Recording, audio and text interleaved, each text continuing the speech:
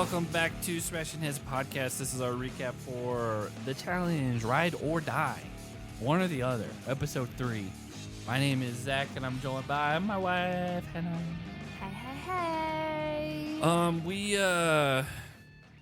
It's Thursday. It's been You almost said Tuesday? Well, it's been about 24 hours since the episode premiered. That doesn't make it Tuesday. No, do you have any, have your thoughts changed at all? About what? The episode since we watched it. Since we watched it? Yeah. No, I have the same feelings now as I did when we watched it yesterday. Will you refer to him as Fessel or Fessy? I'm going to try to do Fessel just because that's what he said. I'm trying to do Fessel. It might slip out Fessy. But I do have a couple notes where I was trying to type really fast and I put Fessy. Yeah. But even like, there's a couple times where people are like referencing him in confessionals and they say Fessy. And I gotta give a shout out to Greg in our Patreon Slack group, patreon.com/smashingheadspodcast. He was on that train a week or two ago where he was like, it's pronounced like vessel. He popped in there when we brought it up because it showed on screen. It looks like Faisal. Yeah. But he was like, no, it's pronounced like vessel. And so I actually already knew that before this episode. I had no idea. Yeah, but it's I whatever. Like, I know some people get stuck with nicknames and they end up hating them. And I think Alan Aguirre, who writes a lot about the challenge for Medium, he was just saying along the lines of, Fessel realizes that there's not a lot of Muslim representation in certain areas, and this is one of them. Yeah, and going by a nickname doesn't really show that, and like even like not Alan, but Fessel got into like what the name actually means and all that, which although it's ironic. It is ironic. He's not a good but decision maker. Even when he said it, he was kind of smirking, like he knew that it's something that he struggles with. Yeah, I mean, again, just on the front end, I am going to try to. It's weird. It is weird because I've known him as Fessy. For we interviewed years. him. We interviewed him. We've known him as Fessy. Yeah, and it's just it's something I'm going to try to get in my brain to say it the way that he wants it to be said. I do have one thing. Oh, one quick. So in that case, you have two things. Yeah. So I was going to say I have a suggestion that's not. The movies. The letter's going to be M for the movies at the end of this episode. M for movie. Yeah. But not movie related. I just want to put everyone onto a guy named Tom Cardy. TomCardy. He's probably on TikTok. I don't have TikTok. I found him on Reddit, and then he's on YouTube. He's on YouTube. He's on Twitter and all that. The first video I saw was from him. They made 3 weeks ago called Party Dog. And it's just a great video. And then he has some other ones like, Hey, I Don't Work Here, which is another great one. And then maybe the best one is HYCYBH. Have you? No, don't ruin it for anybody. He is on TikTok. Oh, yeah, He's got 1.1 million followers on TikTok. Yeah, again, it's everything's filmed like a TikTok, but very influenced by Flight of the Conchords. He's Australian.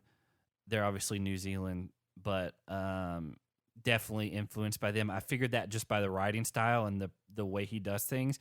And then I saw that he has a cover of a Flight of the Conchords song. And so I was like, oh, yeah, that makes total sense. Earlier this year, he posted a song video about Novak Djokovic. Because he's from Australia. Novak was banned from the Australian Open. Yeah. Yeah, so I like him, and he makes really catchy songs, but they are funny songs for the most part. So check that out. So that's not an official recommendation. That's just something that I think people should know about. It can't be an official recommendation because this season we're only doing movies. Yeah. The other thing I was going to say music. Was since we recorded last time, it did officially snow in Utah for the first time where we are. It did. Like big fat flakes like I've never seen before in my life. Yeah, huge ones. And then it stopped we completely. took the dogs for a walk, and like halfway through the walk, we came across like this guy and girl, and the girl was like freaking out, and she's like, I'm sorry. She's like, I'm from Arizona. This is my first time seeing snow. And she was like making a snowball, and she's like, this is my first time ever doing this. Yeah. And I was like, no, we're from Tennessee. We're not used to it either. And but she was we like, have seen snow before. Yeah, but she had never seen it before. And so she's like, oh my gosh. And I was like, yeah. Yeah, it snowed a lot, and it was huge flakes, and then it only did that one night, and then it went away, and it hasn't snowed since, but it's been in the low to mid 40s most of the time. But it's not bad. No. Like, you just wear a coat, you're fine. It's supposed to snow again soon. In a few days. See. There's still snow up on all the mountains. You can see that. Just not where we are in the valley. Yeah, so again, just wanted to throw that out there in case anybody was wondering. It's definitely not snowing in Tennessee right now. No, I called my dad. I sent them videos of the snow the day that it snowed here. And my dad was like, it's probably 75 degrees. Yeah. He said it was 75 that day. I just guessed. Yeah. Yeah, he's like, man, it's been hot. And I was like, it's cold here. Yeah, it's not bad. And we're getting used to it. So let's just go ahead and jump into this episode. Jordyn is here. Well, He's arrived. He was here technically in the last episode. But Anissa wasn't. They were not fully finished introducing Jordyn to the house. And I will say, good job on whoever edited the trailer for episode 3 after that, they show the quick little, hey, here's what's coming up next episode. Mm-hmm. They didn't show anything with Anissa. And so I was like, is she not here? Yeah. And then she was there.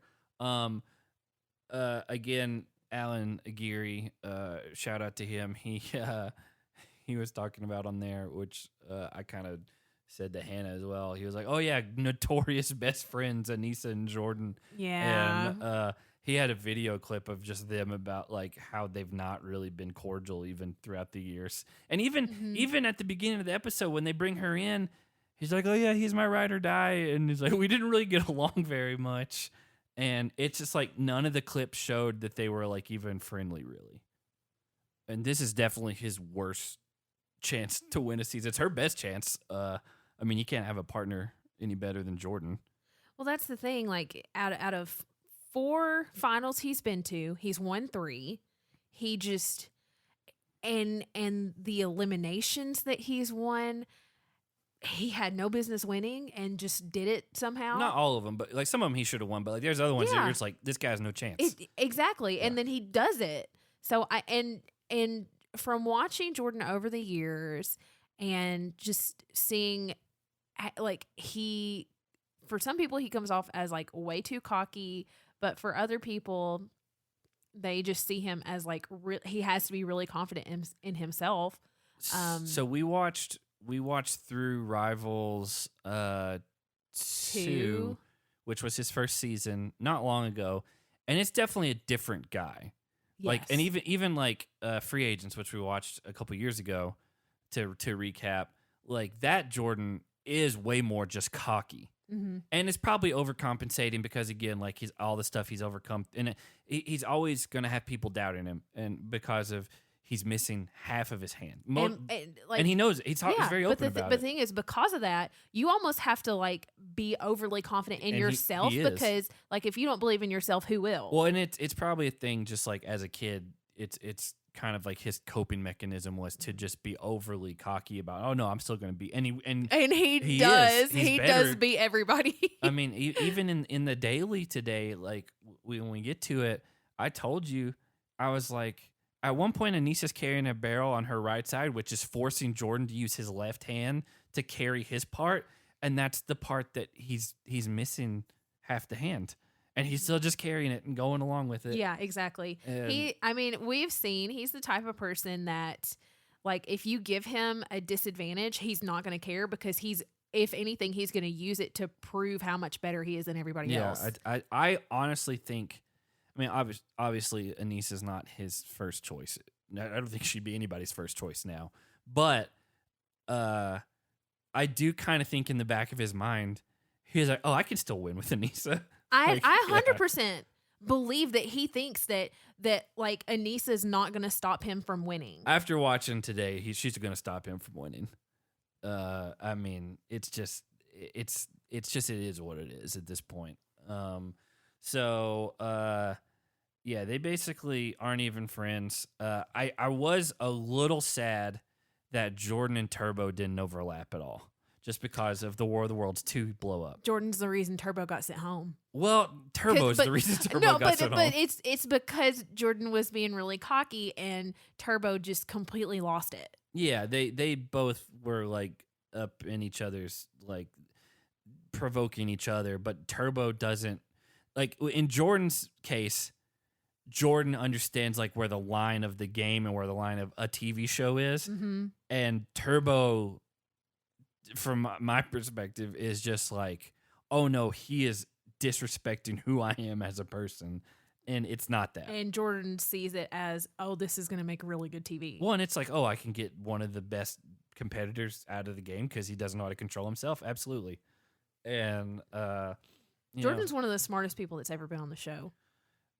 In a game sense, for sure. I don't know about maybe he was valedictorian. I don't know. Maybe. I never asked him. We should ask him. This season so far has been really interesting in a lot of ways. One of those being last episode or maybe episode before, whenever Bananas and Nany came in. 3. Okay, so then I guess it was last episode. Yeah. Devin tells Bananas he's glad to see him. Bananas tells Jordyn. Bananas tells Jordyn it's good to see him. Well, it's cause it's a numbers thing, and it's the enemy of my enemy is my friend, yeah. And so they don't maybe necessarily all like each other, but they know that the rookies are trying to go ahead and do power moves and take out these and are performing. Some of them. There's other teams that aren't performing well at all that are rookies, but there's a couple that are kind of standouts, and like it is a threat if they're already like, oh, we're gonna try to take out some veterans and go from there. So we then get Bananas talking to Jordyn, basically foreshadowing, just saying, hey, I don't know where Fessy and Nelson stand at this point because they might be aligned with us, but they're kind of the wild card in between where they could align with some of the Big Brother people or just kind of go off on their own. Because Nelson is into Olivia and Fessy's, who knows? He's got multiple women he's going after. He's got almost all of the women. Well, in his mind, yes. Somebody else commented on that because he said at one point in this episode that Horacio is picking up all of his leftovers. That he's boyfriend number 2. And they're like, no. They're like, Horacio's just the guy they want to bring home to their mom, and you're the F boy that's hanging around. And I was like, yeah, that's kind of an apt analogy. They after that, once that foreshadowing, once they kind of said that and they showed Fessy them, in my mind, I was just like, I wonder what's going to happen, because Bananas literally said, I want to see one of them win and see where their allegiance lies. And I was like, well, they very clearly like wanted us to see that. And also we know Nelson is never going to win a daily. And so he didn't win the daily today. When the daily started, I looked at you once I saw what it was and like knew it was just physical, and then also saw that it was what we saw with Bananas earlier. I said to you, I was like, oh, Mariah and Fessy are going to win this daily. Yeah. And because it wasn't going to be Nelson. Yeah, for sure. It's not going to be Nelson. God, and I'm such a Nelson fan. He's not. I don't know. He's not giving me as much. He's forcing it this season. He's not giving me as much this season as I want, but that's okay. It's still early. There's still a lot of other people.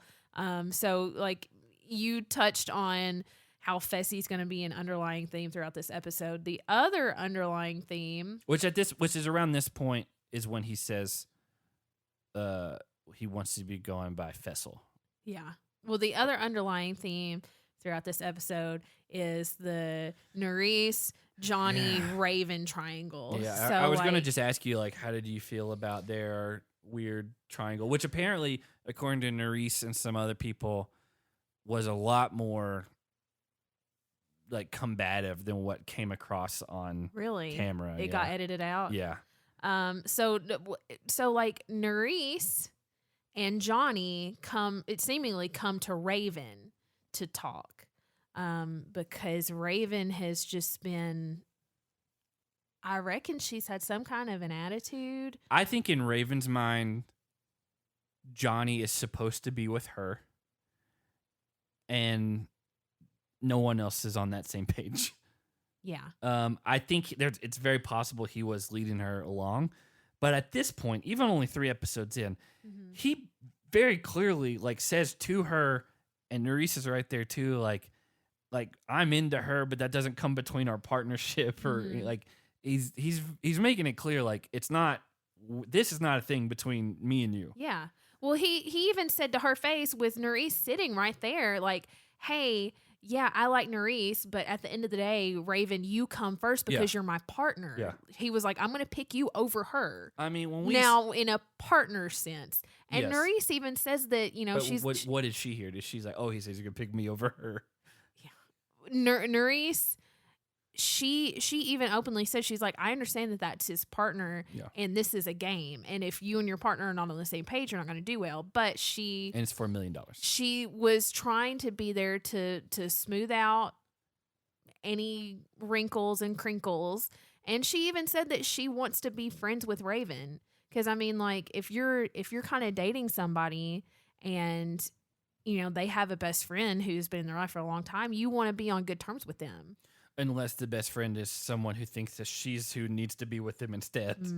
Yeah, it's just a messy situation. And we saw it from like episode 1.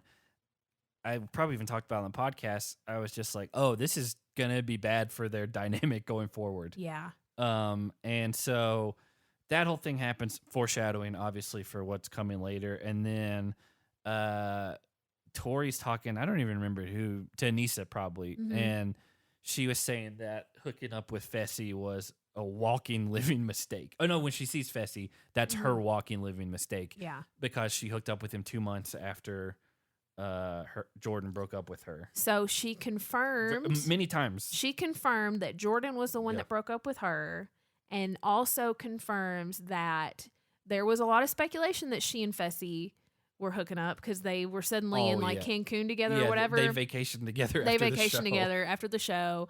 She confirmed that 2 months after she and Jordyn broke up that she did get along with Fessy.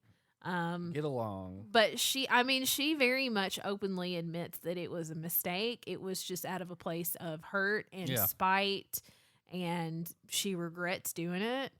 I mean, it's the classic like rebound thing where in the moment you think it's going to make everything feel better, and then because you want the other person to hurt as much as you do. Yeah, and you're just desperate for something, and then you look back on it and you're like, why would I ever do that? Yeah. And well, she also was encouraging, seeking professional mental health assistance. Yeah. Which she talked about last episode. Yeah, but I just love that we have someone that's being that open about it. Like, it's not just like, oh yeah, if you need help, seek out help. But she's like, hey, if you're feeling how I feel, I have to get help. So if you feel like I do, you should try getting help too. Yeah. And she said it's not the same for everybody. Yeah, which, I mean, I hope that was her own words, not like MTV just trying to cover themselves. Like, oh, we're not giving any medical advice. But it's like, for me, this is what worked. That doesn't mean it's going to work for everyone, but you should seek help. I don't see MTV as giving her that script. I see her saying that herself. Yeah, but just because I've followed her on Instagram for a long time, and I've just seen how she's very much advocating for that, like on her social media, like herself. Yeah. So I fully imagine that this was like her thing that she came up with to say on her own. I mean, she straight up said to Anissa, like, oh, if I wasn't on antidepressants, there's no way I could handle this right now. Yeah. And so again, it doesn't work for everybody, but it definitely works for a lot of people. And so you just got to kind of talk with your own doctors and whatever, go from there. This is when Fessy says he wants to be Fessel from here on out. Well, Casey's the one that acknowledges it. Yeah, because it's on all his jerseys and his helmet and stuff like that. And then we find out that there's 4 different women that he's interested in. Which Colleen, which is the German girl. Laurel, who's supposed to be interested in Horatio. Yeah, but here's the thing. Like, Laurel, to me, has always been a little flirty with a lot of different people. Because, again, she's not in a relationship. And so I think Horatio, whatever, is definitely who she's into. But, like, she just was, like, cuddled in Fessy's bed because who cares? They're both single and it's the morning. Yeah. Michelle apparently was in his bed the night. That's a little more. So at night, Michelle's with him, and then the next morning is Laurel. But to me, like, someone's actually spending the night together, even if there's nothing sexual happening, is more intimate than someone just getting in there in the morning, like talking and whatever. But then he's calling, and then there was a fourth one. Who is the fourth one? Is it Idallys? Maybe. I honestly don't remember. Because she and Tommy were one of the teams that they put in deliberation. I wouldn't think he would do that. I wouldn't think so either, but who's left? It's not Olivia, because Olivia's got a thing with Nelson. Yeah, there's still too many people and at this point for me it's to narrow it not down. Someone's listening right now and they're yelling. It's not Nerese and it's not Raven. It's not Nani. It's not Casey. No. It's not Mariah, his partner. It's not Amber B. It's not Amber B. Her boyfriend's there. Yeah, it may be Annalise. But we get to the daily then. Again, build me up. Well, before the daily, they're still talking about his name. Bananas comes in and says, even though he's going by Fessel, he's still Messy Fessy. And I don't think he's offended from what I've seen. I don't think he's offended by people calling him Fessy, because he understands like that's just what he's been known as to the majority of the people that know him. That'd be like, it took me a long time to call Jake and not Jingle. See, I'm the opposite. I never called him Jingle because I've known him as Jake forever. In fact, I would call him Jake Ingle, his full name, all the time. That's how we referred to him, because my cousin's name was Jake as well, and he was older. So he was Jake, and then the Jake from this podcast was Jake Ingle. So much so that the Jake that you guys know, his mom started calling him Jake Ingle. She would be like, "Where's Jake Ingle?" And we're like, "Your son?" Yeah, we're like, "Look, I'm glad that it's caught on to that level." Well, he was introduced to me. I was in high school at the time, and that's a middle school nickname for him. Yeah. And he was introduced to me as Jingle. Yeah. And so that's all I knew him as for years. Yeah. I've never once called him that. And then in my whole life. then when you and I got married, you were always like, Jake. And I'm like, which Jake? Which Jake are you talking about? Well, that's because we used to just say Jake Ingle, and then Jake was my cousin. And I never have called him that. I'm not a big fan of nicknames, honestly, especially ones that people give themselves. He didn't give himself that nickname. He didn't. But I knew him before that. Yeah. And so, well, again, like if he gave himself a nickname, it would be like the Turbo. The Quick. No, it was, what's he call himself? The Quick, because he's so fast. And I still think that he's embellished that story a little bit over the years. I do too. I love it. It's an elementary school nickname that in his mind somebody christened him the Quick, and I don't even know if I believe it. I miss Jake so much. So the daily's called Build Me Up. Fessel and Mariah are just built for this. He's huge and he's an athlete. She's ripped and she's an athlete, it seems. Nelson still hasn't won a daily. I Probably knew he not wasn't. winning this one. No, and so it's in 2 rounds, and you watched it. It's literally you're carrying 6 big wine barrels, and you stack them to hit 3 buzzers. Fessel and Mariah win round 1 pretty easily. And I don't remember why, but I wrote "Love loves me" in a quote. Okay, Nelson in his confessional, they were asking him about who he had his eye on this season, and he goes, "You know, Nelly T loves love, and love loves Nelly T." He said me. I heard Nelly T, but he did say, "You know, Nelly T loves love," and I love that Nelson talks about himself in third person a lot. Yeah, I mean, it makes me so happy. Nelson, he's a lot of things. So second round, Johnny and Raven win. Again, they're a solid rookie team, it seems, other than their chemistry together. Which, by the way, to his credit, which he is the kind of the beneficiary of this, but like he is, from what we've seen in the daily and in the elimination, was like super encouraging, like very like, hey, we can do this. Like, not at all like berating her or like, come on, get it together. It's just like, hey, we got this. Let's go. We can do this. Like there's several times where he's like, you can do this. Yeah. We've got this. Yeah. We're almost done. Just very keep going. Positive mindset. He's like the ultimate partner that you would want. He's super. he's very encouraging. Yeah. And he performs really well. Well, until we get to the elimination. But he does perform well, and he does encourage. He does not ever put I agree. Never put her down. And even like outside of the game, when they're in the house and Raven's upset, he comes to her and he's like, they have weird confessional like their energy and their confessionals together is very strange. And I think it's because of her. Yes. I think she's making it strange. Like I've never seen a team confessional where they put people together that are like flirting or whatever. Like the energy is just very odd when they're together. And I don't know, there's something off about it. But anyway, Fessel and Mariah win overall, and I just wrote the small team came in last because I couldn't remember their name, but it's Annalise and Tommy. Yeah. He is so small. It's more prevalent when he was walking next beside to Kim, the German guy. Because Kim is very tall. Yeah, I don't know how tall he is, but like legitimately at one point, while later on in the episode when they're walking to the elimination, there's a little bit of a perspective thing kind of happening, but he looks like he's half the size of Kim. And I'm looking up how tall Kim is. I don't know if he's like famous enough to have those stats just readily available. He might be. I don't know. I'm not German. So he's 6 feet 5 1/4 inches. So he's 6'5". Yeah. Yeah. I mean that makes sense.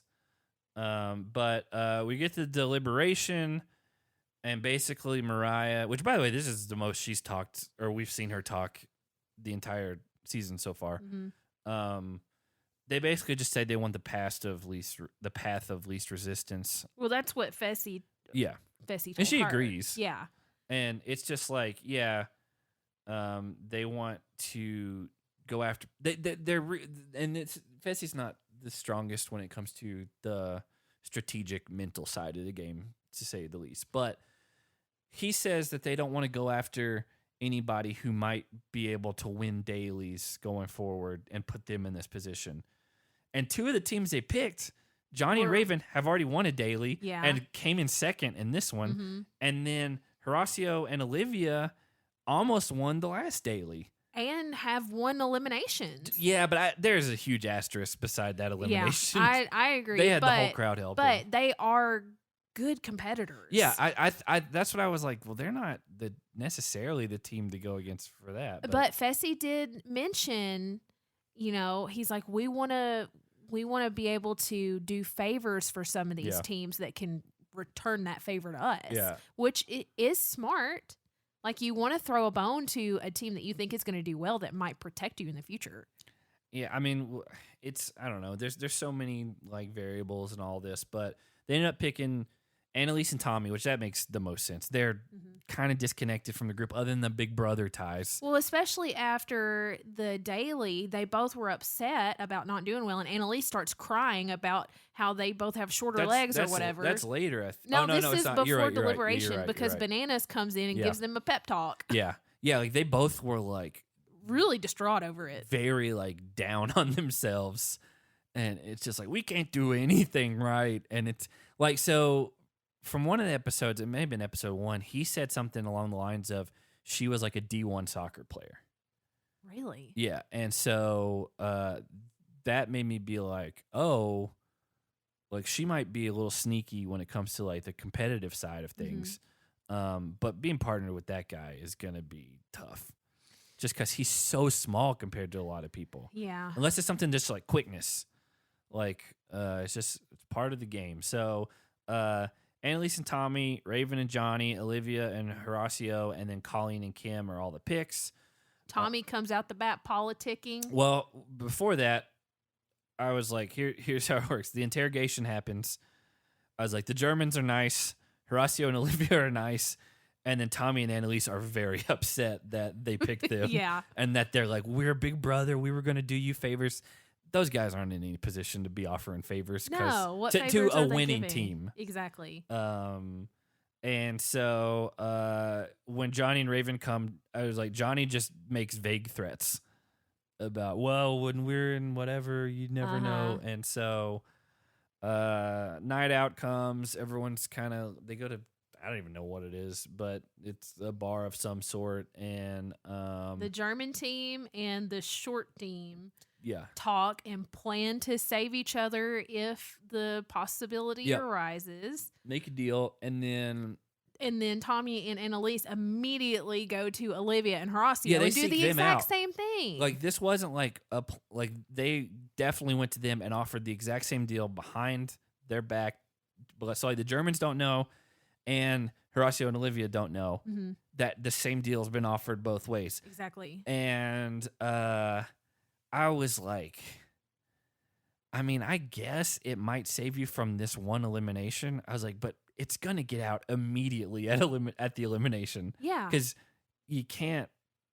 The only way it doesn't is if you just got lucky and, like, one of the other teams gets to safe dagger and then saves you, and then you don't have to say anything. Right. But it's still going to come out at some point because, like, even in passing conversation, like, the Germans, if they didn't get picked, would be like, oh yeah, you know, it sucks because we would have saved them because we got a deal in place. Like, exactly, it would have come out at some point. And so they're playing very short-sighted, but they are a very short team, so maybe that's what they're planning on. When your legs are short, your eyes are short. In a way. Sure. Speaking of short-sighted, Raven goes off on Johnny about everything. I couldn't tell if she was drunk or if it was just, like, pent up. I think it was both. Tori's the same way when it comes I think later. It was both. So Raven goes off on Johnny, saying that he's embarrassed her in front of the house with the whole Nerys thing. And still, he handled it pretty well for what was coming at him. He tried to diffuse the situation. He's like, hey, I don't understand why you're upset. La-di-da-di-da. And then in a confessional, she's upset and she says that she just wants him to hug her and comfort her. And I was like, no, she wants him to be her boyfriend and he does not want to be more than friends. And that's where her problem is. Yeah. She wants him as her boyfriend all to herself. Were they from the same show? They've got to be. They've got to be from, I don't like, know. X on the Beach or something. But they apparently have been, like, best friends for a very long time. Well, I'd say let's use that term very loosely because I don't know if you know this. So, like, Nam and his partner, they didn't even know each other before that, and that's why she quit. And because she considered herself the queen of reality TV in Germany, and then she didn't get the camera time she thought she deserved, and so Jack said, Lowell's partner, that she got fined and then got pissed off and quit, and that caused Nam to get kicked off. She got fined. I don't know what she got fined for. I want to know. I didn't know about any of this. She got fined.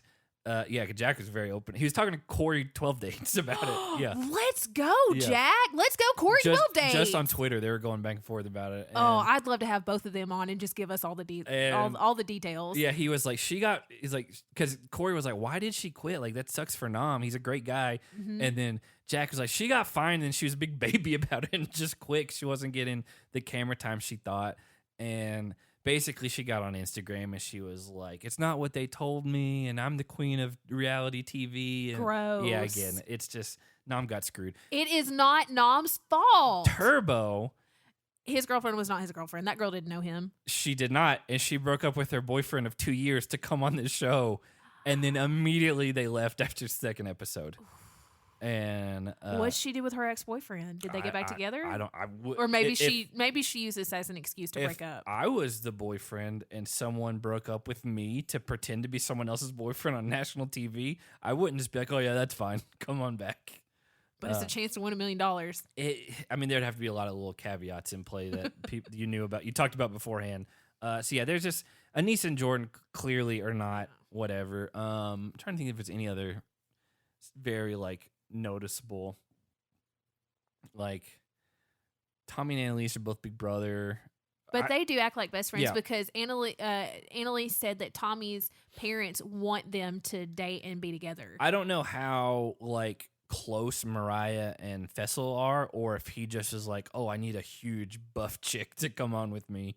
And I feel like they might be friends. Yeah, friendly, but not like, oh, this is my best friend, I'd do anything for them. Well, I definitely feel like Johnny and Raven are good friends. At the very least, I feel like they're good friends. I feel like they've hooked up in the past, and then he didn't want it to be anything serious, and she doesn't know how to let it go. And that's where... You know who it reminds me of? No. Challenge USA, Cash, the guy, and... Cashel. Yeah. No, His name is Cashel. I was thinking... He lives near us. Really? I told you this.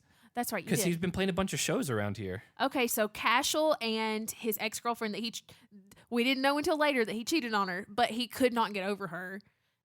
And Kira, yeah, because like he and his partner were supposed to do that thing, like where you spell out words, and he wrote her name on the board. That was weird. Like Raven gives me Cashel vibes. Like she wants to be together, and Johnny does not want to be together. But yeah, I agree. But Raven also is given a little bit of the same vibes as Cachet on USA, where she was still like way hung up on Cinco, and he's like, but they actually did date, and so like I do kind of get that. It's not the same as everything else going on. Well, I mean, Raven's just throwing me for a loop. I think she's throwing Johnny for a loop too. But by the way, Jordyn and Nia for sure were slated to enter the game as a twist. Nia had a major health scare that forced her to drop off, and they were supposed to leave. There also was a COVID shutdown on May 26th, and the cast was forced into quarantine. Production resumed on May 31st. Casey and Kenny and Anissa and James remained in quarantine and were replaced by Horacio and Olivia, and then Emmy and Nam. Who is James? Oh, James was Anissa's partner. Because Nam and that girl were replacement cast. Like they weren't billed that way necessarily. Okay. And then Emmy quit after the first elimination, and Nam was sent home at the beginning of the second daily. She was homesick and missed her boyfriend. That's no way. Is that the official? Bananas and Nani arrived late as a twist. Johnny and Raven, blah blah blah. There's just a lot of notes here. I got to be careful because this is on a wiki, but I don't want to read anything too far. I was just trying to find out where where Johnny and Raven, they've got to be from the same show. They have to be. So after the whole Raven going off on Johnny, Tori confronts Jordyn, which I have been anticipating because she's not seen her ex-fiance for a year and a half since they broke up. Mm-hmm. This is the first time that they're seeing each other. Mm-hmm. So she comes to him and she's like, hey, you knew that I was on this show. Yeah. And you came even though I did not know that you were coming. Yeah. So that does have to kind of, throw you off into left field. I can imagine just having a lot of emotions there. But I did notice before this, during the daily, in the first heat, Jordyn had a confessional where he said that he was just really glad to see Tori have a really good partner that would encourage her, and he just was hoping that she would do really well. And then during the second heat, when Jordyn and Anissa were going, I could hear Tori like cheering him on. Yes, I mean, there's still obviously like if you're engaged to someone and you've lived with them for a long time, like no matter they were together for 3 years. No matter what happens, like there's still gonna be residual feelings of good, because the longer you get away from the bad times, your brain probably as a coping mechanism really only remembers the good things. So like when you're in like a really traumatic relationship, or like not even like romantically, but even like family wise, friendship wise, or whatever, it's good to write down the reasons you're feeling the way that you feel in that moment and say like, hey, this is what's happening. This is why I'm doing what I'm doing, whatever. Because once time passes and you get away, like you step back from the situation, your brain just kind of remembers the good things and like the like biological, like chemical reactions and stuff that happens, and you're not thinking clearly. And then if you go back, you're like, oh yeah, I forgot that this happened and this is why I did this. I mean, there's always going to be feelings there, and after this little it's not really a confrontation. There's it started. I thought it was starting off as a confrontation, and then I think he's just clearing the air. Well, it didn't go the way I expected it to. She was talking to him, and she was like, you walked away because you just couldn't handle me. Not you couldn't handle the relationship. It was that you couldn't handle me because I was too much for you. And she was like, I've done a lot of healing since then, and I'm in a really good place now. And then she starts crying and apologizes for all the things that she did wrong in their relationship and for any hurt that she caused him, which I think is like incredible. Like super mature, super like adult-ish of her. True. I agree on a like personal level and on like a what you should do level. Mm-hmm. Yes. On the challenge. And I just had some people in the Slack group talking about it. They're like, yeah, great. Like they were adults and like did the right thing. Like that's not why I watched the challenge. Like I want to see people be dumb and get mad at each other for no reason. Well, we had the dumb and the mad at each other for no reason 5 minutes beforehand. But that even wasn't fun. That's just like annoying. Like I don't know. Like I kind of missed the days of like I'm never wrong. Like who cares what you think? And well, I thought it was really refreshing. It was really nice to see them be grown ups and to see like even though she had gone through all this hurt.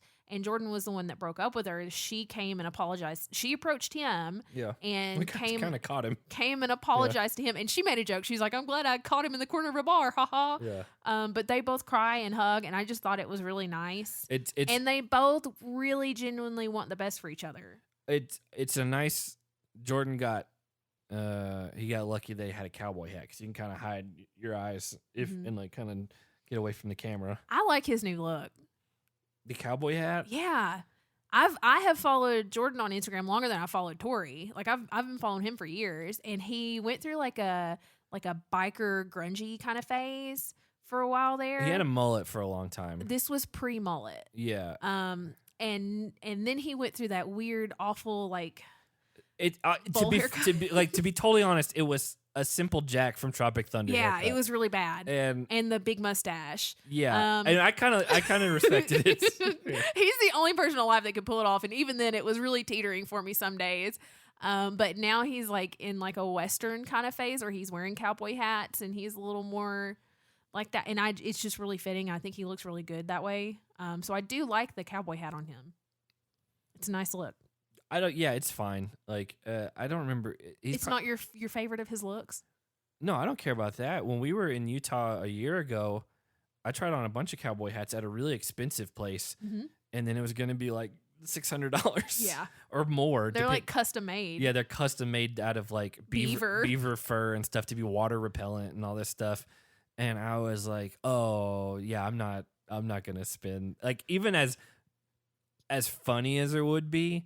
Like, I can't spend like $600 for a bit. And your brain can't justify it. My brain is like, this is hilarious. We have to buy it now. Yeah, I mean, I've got some pictures of it.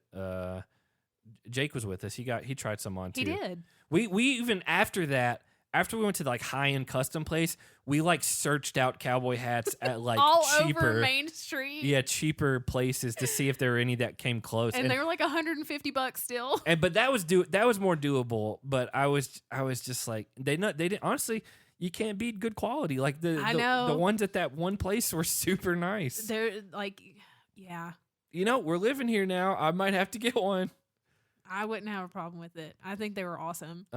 So.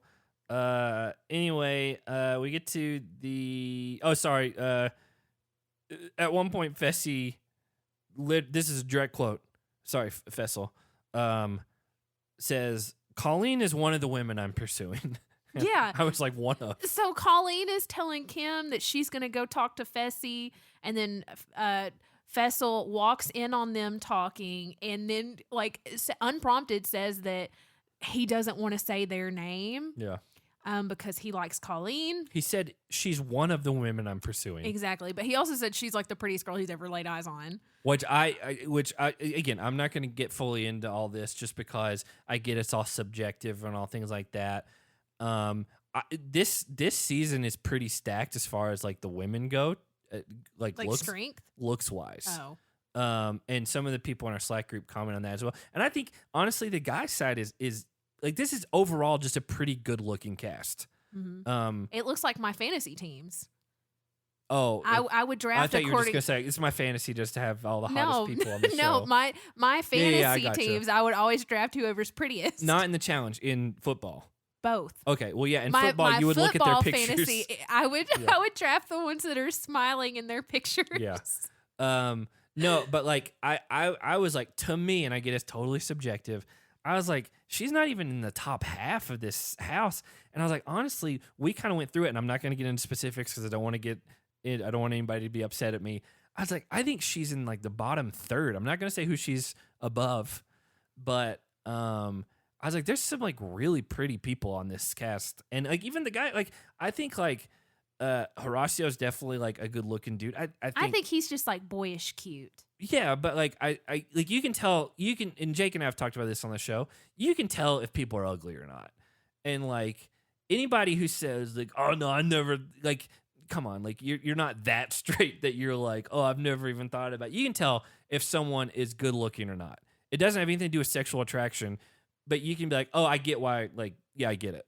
It's the Frank thing all over again. CT, like you just know. Channing Tatum or Chris Hemsworth. They're very similar to, like. I made it easy for you. You pick one or the other. But I'm saying, like, I've never thought about that before, but looks wise, like, they're very similar. Mm-hmm. I picked those two for a reason. I never even thought about that before. I have my pick. What am I picking? Like, who I think looks best? Yeah. Oh, I would honestly probably say that Hemsworth probably is the better looking one. That was my choice too. Out of those two, and I think Channing Tatum, like sometimes he just like buzzes his head and like that's just what he is, and he's like he's like just was born with good lookingness. And but here's the thing, like I don't care what, like 21 Jump Street, 22 Jump Street, he's really funny. He's hilarious. Yeah, like, and even in that Sandra Bullock movie, the one about the treasure hunt or whatever, like that's a fun movie. I like Channing Tatum. He's really a funny person. I like that he's just kind of leaned into it because like early on in his career, he was just like, oh, he's the sexy dance kid because he was in like those Step Up and like fighting movies and stuff like that. And he also did some like military movies where he was like, oh, I don't even know. There's a couple Winston where he just opened the door. Hey, baby. He just came in here. He was missing me. Channing Tatum has done like very serious movies where he's like in the military and it like Magic Mike. And then Magic Mike. Third one's coming out in in February. Yeah, we just talked about that today. Yeah. But I love that he's leaned into just the funny comedy stuff. 21 Jump Street is one of my favorite movies. One of the most surprising comedies I've seen in a long time. Because like I knew I liked Jonah Hill from Superbad and stuff like that. But I was like, I don't know. And it's a remake of an 80s TV show. I was like, I don't know. And I knew Rob Riggle was in it, and I like Rob Riggle. And then I was just like, I watched it on a plane to Kenya, and I thought it was so funny that I watched it again, that same plane ride. And I've never done that before. That. And because it like blew me away at the time. I was like, this is so much funnier than it has any right to be. And then 22, like as far as sequels go, 22 Jump Street is a great sequel. It is a great sequel. I wish they would make another one. Like they did all the fake, like 24 Jump Street, 25. I wish they would actually do those. Yeah, that would be incredible. They've got stuff to work with. Yeah. So material is the word. Anyway, here's where we get. I think this is overall. It is a good-looking cast all around. It is a good-looking cast. You and I did not agree on Colleen. I think Colleen is very pretty. There's something off to me about her, and it's a very personal preference. I get it. It is your personal preference. Yeah. I think it's because she's small and blonde. No, it's not that. It's really not. She's not Filipino. Well, it's not. No, it's not that at all. Okay. Again, I was describing myself. Thank you. Yeah, but it's not that at all. Like it's just I am partial to darker hair and stuff like that, but it's not the blonde. Like I'm not gonna get through and like try to rank people, but I think Colleen's really pretty, but also Fessel thinks that she's one of the prettiest girls he's ever seen. That's his prerogative. Oh, hey, he just put my fingers in his mouth. And so like immediately not Fessel. We get Fessel seeing Laurel and Horacio hanging out, and he says that Horacio is boyfriend number 2 for the women that he doesn't have time for, so that they can get attention from them. Yeah, I don't agree with that. No, necessarily. Horacio is the boyfriend you take home to meet your parents. Yeah, and you have Thanksgiving and Christmas Fessel's with him. Just 6'4", and he's just big. And so we get to the elimination. They pick Johnny and Raven to go in, and Annalise and Tommy are the ones who drew the safe dagger, which couldn't work out any better because they're the ones who double-crossed both the other teams. Exactly. And so... Didn't you say one of them started crying? Tommy did, and like they didn't focus on it, but like they showed him in the background of like they were showing reactions of the other people, and he was like, "Oh my god!" Like it was that type of. I mean, he may not have been shedding tears, but it was like he was very emotional about it, and so because he put himself in this situation, yeah, where now he's gonna like go back on his word with somebody. So they pick Kim and Colleen and completely screw over Horacio and Olivia because they would have never made this deal. And we've been seeing throughout the episode both of them talking about how, oh yeah, we really trust these guys. They made a deal with us. They're the people we trust the most. And Horacio is talking about how like re-emphasizes how he wants to play this entire game super honest, super which is not always open. The best way to do the challenge. No, but I think that's just how he's wired. He is an honest person. He wants to play an honest game. And then we got Olivia saying several times, "Oh, we totally trust them. Yeah, we trust them 100%." And I was like, they're going to be the ones that get thrown in. So yeah, immediately once they pick Kim and Colleen, Horacio and Olivia just turned to the crowd and be like, "Hey, they put a deal in place with us," and then they just completely backed out of it. Mm-hmm. Like we didn't even approach them, and I was like, "Good for them for doing that." Tell the whole house in case you don't come home, or in case you don't come back to the house. Like you double crossed them. And they didn't even pursue this. Like, you came to them about it. And so... so not only will that's when Horacio and Olivia not trust Tommy and Annalise ever again, but now the rest of the house knows. Like, hey, they basically have Kim and Colleen, and that's it at this point. Exactly. Because the whole Big Brother alliance they were hoping for doesn't give a crap about them. Exactly. And they've just shown that they're not trustworthy. That's when Devin yelled out, Big Brother vibes. And so the elimination is called Double Decker, and it's just Hall Brawl, but with a twist where I had at least seen in the previews where when they're doing Hall Brawl, it looked like they were having to push something. I thought it was like a plexiglass wall in the middle, not just a bar. But no, it's a bar, and then it's kind of a tiered thing to where whoever wins on the bottom then releases the door for their partner on the top 1 second earlier than the other person. And so whoever's on the bottom needs to win to get the advantage. So I was like, oh, that's kind of a good twist. Like, I don't mind this. It's not like one of those twists for the sake of having a twist. Like, it actually... Because Hall Brawl, what happens is you're just going to meet each other at some point, and then...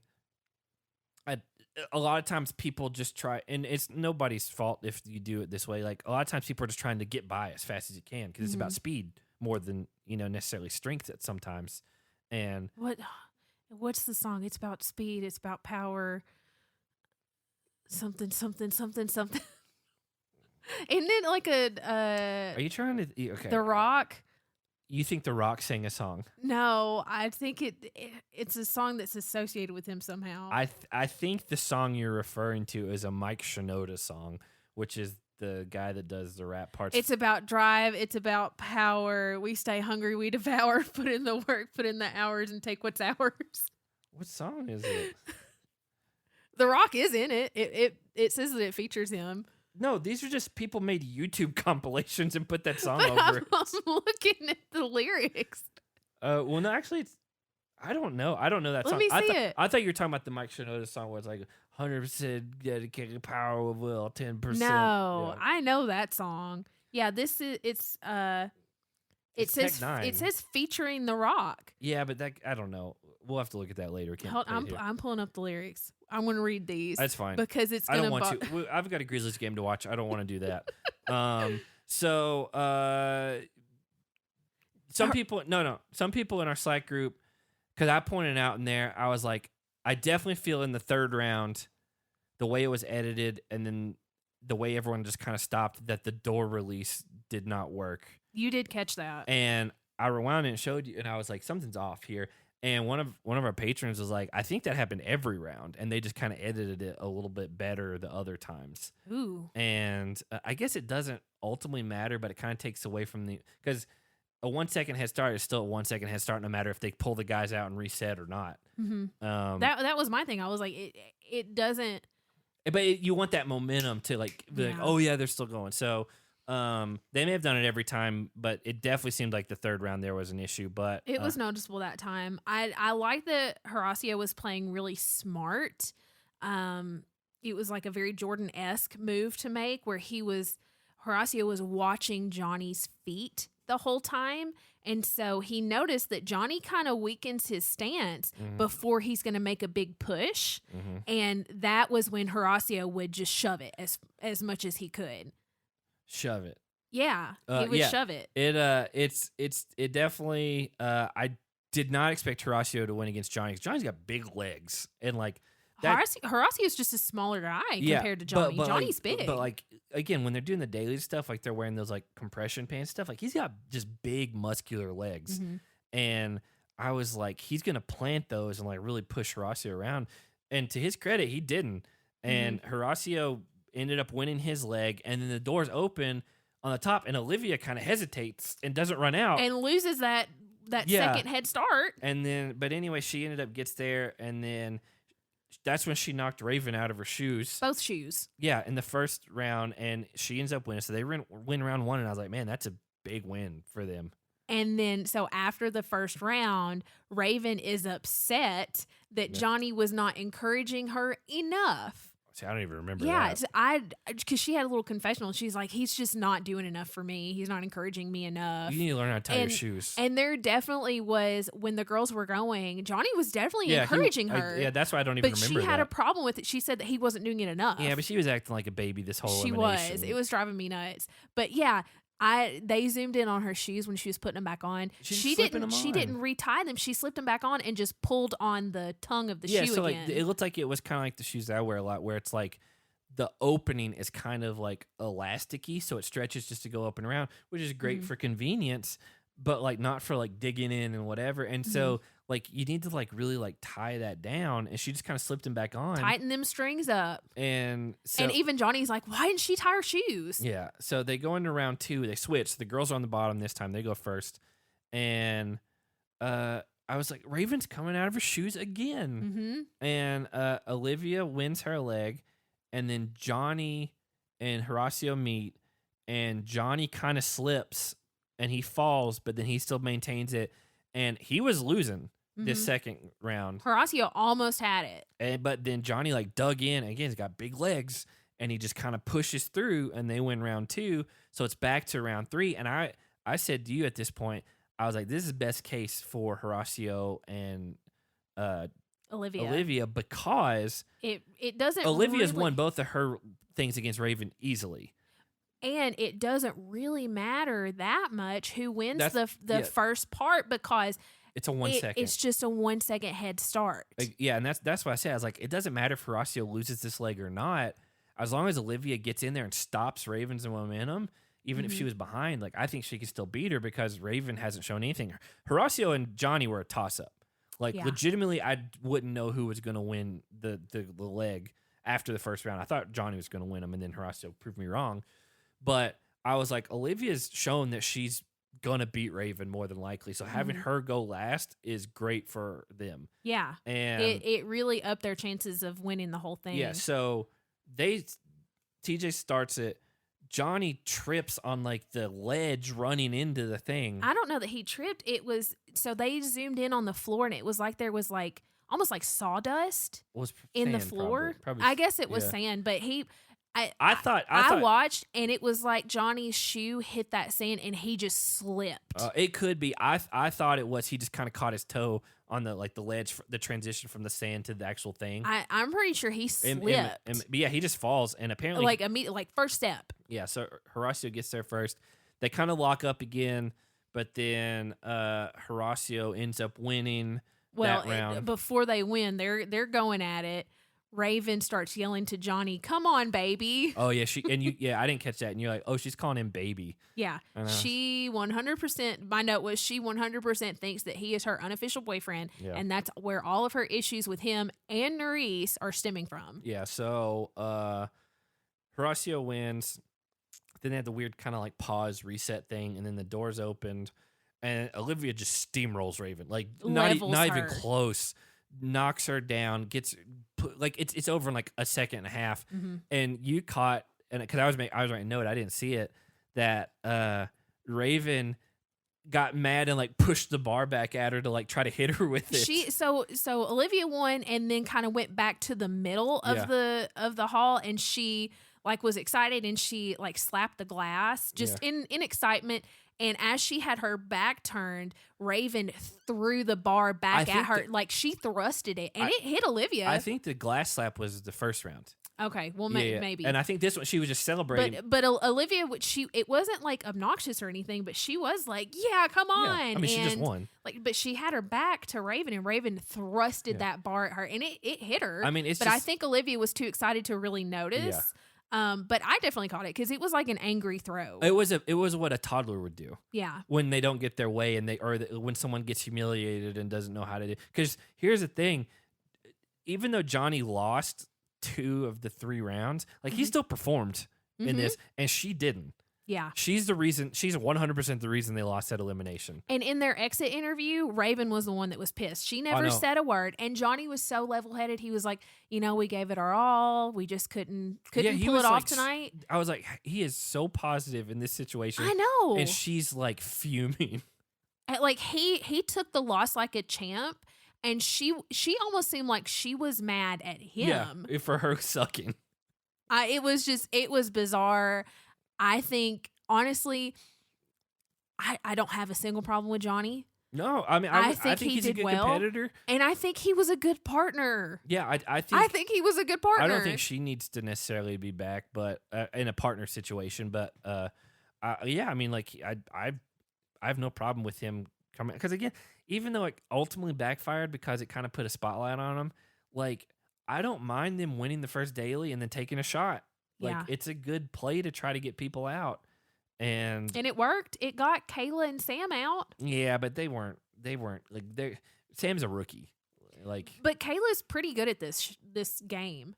I don't know what her elimination record is. It's probably not great, honestly. It's probably middle of the road. But then we get TJ. He starts to make another announcement, and everyone's like freaking out. And he's like, just kidding. And then I was like, oh, okay, so we're gonna wait for Darrell and Veronica, spoiler alerts, but then he comes back and he's like, trust no one, especially me. Haha, bring him out. Yeah, and then we get people from behind, but it's Darrell and Veronica. Like, that's not a spoiler because they're literally in all of the cast photos, and they've also been in like promotional stuff, and so that's who it is going to be next week. But I think that's going to be it. I don't think there's anything else happening. If there is, I don't know about it. Yeah, and honestly, Darrell is someone that people should be afraid of. Veronica, I don't know. I don't feel like, because she hasn't performed well in the recent history as far as when it comes to stuff like this. I mean, she literally on All Stars 3, like, rolled her ankle walking down the stairs and had to be sent home. And because it like broke her toe or something. Yeah. So, I mean, she used to be really good politically and, things like that, but I don't know how far that can get you when it's such a, like, heavy physical like, duration game. Type thing now. But that's this episode. I think it was a pretty good episode overall. I thought it was good. I think it had some good, things that happened. Who for you, who smashed some heads? Tommy and Annalise when they threw Horacio and Olivia under the bus. I don't agree with that. Because they've more than anything screwed themselves, and especially the fact that Horacio and them came back. No, I agree. I'm just saying, like, it was blindsided. Horacio and Olivia were totally blindsided, and they were really upset about it. Yeah, because Tommy and Annalise were the ones that approached them. Yeah, to make a deal. I'm gonna give it to. I mean, Horacio definitely surprised me holding his own against Johnny, but I mean, Olivia steamrolled Raven. Mm-hmm. Like she just killed her. I just didn't want to do whoever. I know. Like won or lost or whatever. I try to do different than what you pick, unless it's just something that needs to be unanimous. So who got their head smashed? Raven. The whole episode. I think that is unanimous. Mm-hmm. The whole episode. She thought she should be the girlfriend. It was self-inflicted. Yes, and then she performed like crap in an elimination and acted like a baby about it. And is still not dating Johnny. So. Weird energy and just tension in her confessionals with him. Yeah, it's weird. It's just like girls smashed her own head. The whole episode. I think that deserves to be a unanimous one. Okay. A special shout out could go to Tommy and Annalise, because they specifically put themselves in a situation to where it's only going to end bad for them. Also self-inflicted. Yeah.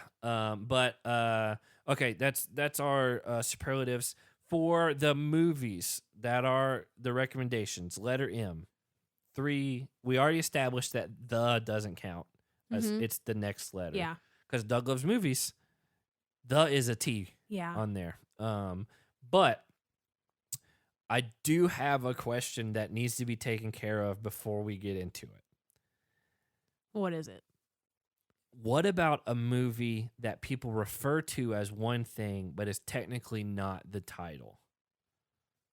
I think it's a case-by-case situation. So here's the thing. If this counts, then D2, The Mighty Ducks, would be in my list. No, that would be D. But no, but the majority of people call it The Mighty Ducks too, because calling it D2 The Mighty Ducks is kind of a dumb thing. Because the first one was The Mighty Ducks, the second one was D2 The Mighty Ducks. But you always call it we gotta watch D2 The Mighty Ducks. Because that is the correct thing, and I've been listening to Doug Loves Movies for so long that I do the correct titles. But colloquially, people call it The Mighty Ducks too.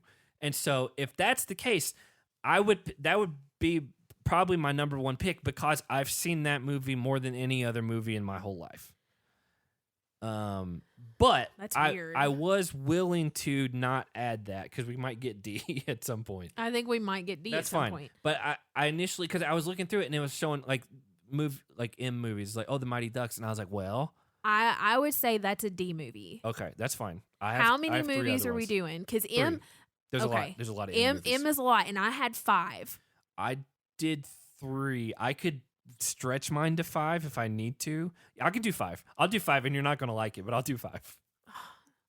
I'm not gonna like it. I guarantee I'm not gonna like it. Mine are all over the place. I don't have any particular order. Okay, then you do all yours, and I'll do mine. Okay, Monsters Inc. I thought about that one. I love that movie. It's a great movie. Muppet Treasure Island. Okay. My favorite Muppet movie. Okay. The Machinist. I saw that one. You picked that as one of your favorites? Not as one of my favorites. I thought that's what it's just a movie recommendation. Okay, I got you. The Machinist is the movie that got us back together.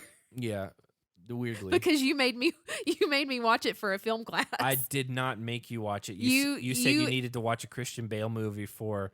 I didn't say it had to be Christian Bale. I said that I wanted to watch a Christian Bale movie because I had already done another Christian Bale movie where he was like a guy living out in the middle of Montana in the woods that like goes and hunts people. Yeah, and I told you, I was like, hey, Jake Ingle and I had watched this movie we watched it at like 3 a.m, and it called The Machinist, and I was like, it's wild, and it's about a guy who starves himself and kind of like loses his mind, and he works as like a machinist and like a thing, but he's like hallucinating, and like Christian Bale really lost all that weight. It's like a really famous picture that like the went body viral. Transformation, yeah. Like when he was just like skin and like literal skin and bones. But he did that for that movie. Yeah, and it's kind of a crazy movie. So I've only seen it once. You suggested that I watch that for like a report that I was doing for a film class, and I watched it immediately. and it messed with me, and I was upset with you for it. I don't remember much about it. I remember there's like where he's on like a ride at like a fair or something. And he's going through like a tunnel, and his brain's like freaking him out, and like well, also somebody like ends up dead, probably, and like nobody else understand. He's like, there's a dead body, and nobody believes him, and it's because he was hallucinating. It came out in 2004, so it was a long time ago. It is a good movie, but it definitely messed with me. And I it's saw not that my one. kind of movie. I didn't put it on my list, but I did a report on it. And I got a I got an A on it because my film professor was like, this is incredible. So I've been recommending movies that I think are like my favorites of the letter. Oh, okay. That's how I've been doing it. I mean, you can do it however you want. I just have like movies that I recommend watching, whether they're my favorite or not. Okay. They're all movies that I have watched. Yeah, I've I made recommend sure somebody not to watching. recommend anything that I haven't seen. So my next one is The Mummy, the original. Okay. Brendan Fraser in his prime. Yeah. Let's go. He's making a comeback. I'm so glad to see it. I love Brendan Fraser. As a very big guy in a movie called The Whale. And that's okay. Yeah. My last one is Mr. and Mrs. Smith, because I have seen that movie like 10 times. I've never seen that. It's on our DVR currently, and I love that movie. It's a remake of a movie from the 60s. I know, but like Brad Pitt and Angelina Jolie did incredible. Here's my list. I don't have a problem with any of those other ones I haven't seen. You have a problem with the ones you haven't seen? Well, I just say I can't. You can't comment. I can't. What's the word am I looking for? Corroborate? That's not a word. Corroborate is not a word. I can't corroborate. Yeah. Winston's stuck between two boxes. He's fine. One, Men in Black. I almost did that, but I was like, nah. I knew that you would do Men in Black, so I didn't do Men in Black. I think even 2 and 3 are fine. I think 2 is better than 3. 3, I like. I cried when I watched 3. I watched it for the first time when I was packing our house before we moved. You watched it for the first time. 3. Jermaine Clement is the bad guy who's from Fly the Conchords. Call back to the earlier part of the episode when Tom Hardy. Yeah. Also, I'm gonna have another Fly the Conchords tie-in another movie. Great. But yeah, Men in Black. I completely forgot there was a Men in Black International that came out 3 years ago. That was with Tessa Thompson and Chris Hemsworth. Yeah. Haven't seen it. Don't know anything about it. I haven't seen it either.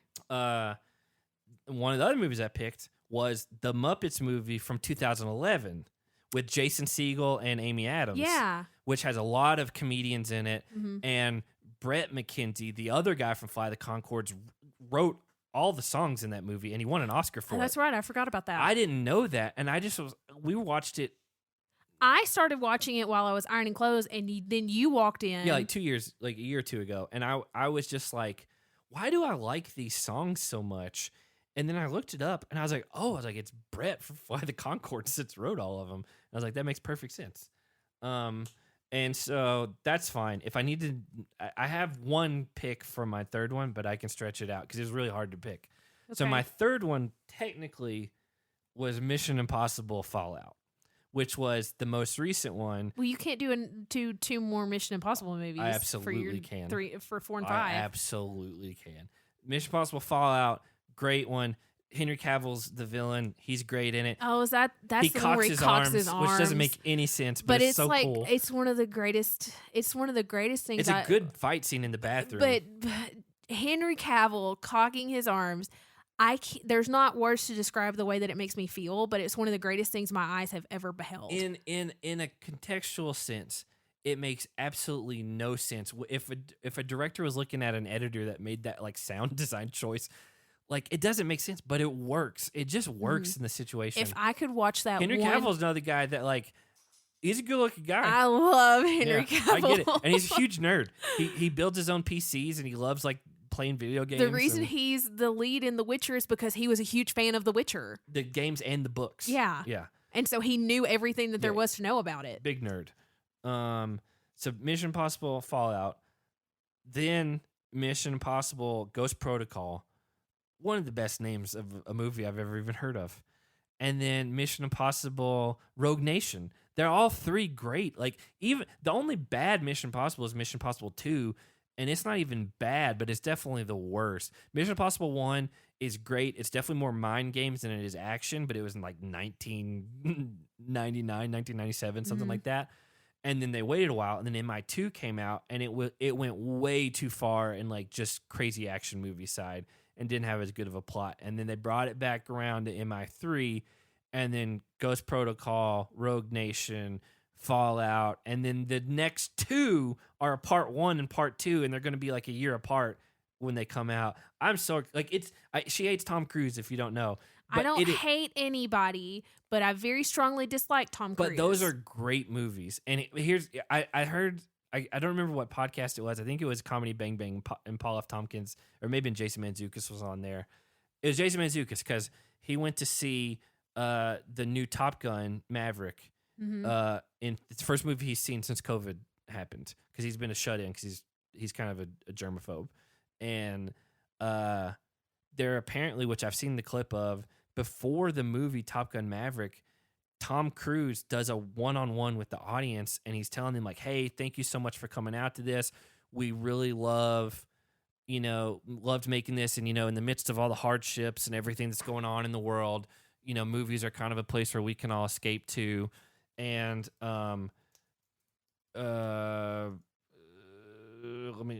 Top Gun Maverick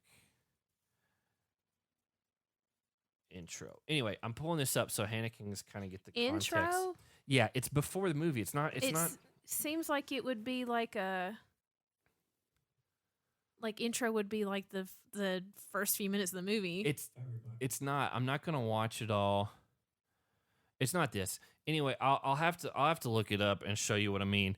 But he's hanging off the side of a plane giving this speech to movie watchers. Let me see if I have Tom Cruise plane speech. Yeah, speech. See if I can get that. Like, he's literally standing on top of an old style like prop plane, no harnesses, nothing on. He's talking to the people. It's like, hey, thank you so much for this. And Jason Mantzoukas theorized this, and or maybe it's Scott Aukerman, who's the host. I honestly think this is the case. Okay. I think Tom Cruise is going to keep pushing the level so much until he dies making a movie, because that is the ultimate way for him to go out. Because he does all his own stunts. He gets crazy. He breaks his legs and stuff all the time filming the Mission Impossible movies. He's really showing his age, too. I truly think he's going to push it so far to where he dies, because in his mind, well, that just makes him kind of infamous and immortal, and he gave his life for the thing that he spent his entire life working on other than Scientology. But I think that might be the case. Also, Scott Aukerman had not watched the original Top Gun until Jason made him do it. Really? And he didn't really like it. He's like, oh, whatever. But he said the second one, he's like, it's fantastic. He's like, if you watch him as one like 5-hour thing, it's so much better. He's like, the first one's not very good. He's like, just from a filmmaking perspective. But he's like, the second one, it's like, it's incredible. And so I'm gonna watch it. I haven't watched it yet. You're gonna have to watch it with me. But yeah, this is Google Tom Cruise plane speech, and then you'll see him on like a red thing, and then he's just like hanging off the side of it like a lunatic. And I just love it. I love that he's doing all his own stunts still. So 3 Mission Impossible movies. Take your pick, but I would suggest the last 3 are honestly really great.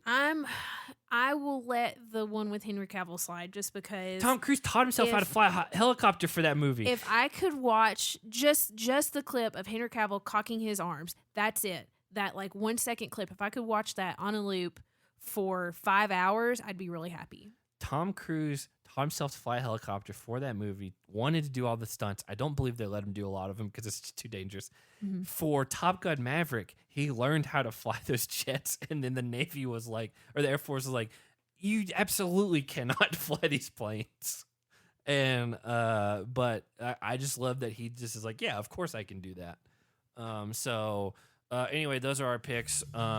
We will be back with you next week at Smashing Heads on Twitter, at Smashing Heads Podcast on Facebook and Instagram, and then patreon.com/SmashingHeadsPodcast. Stay cute.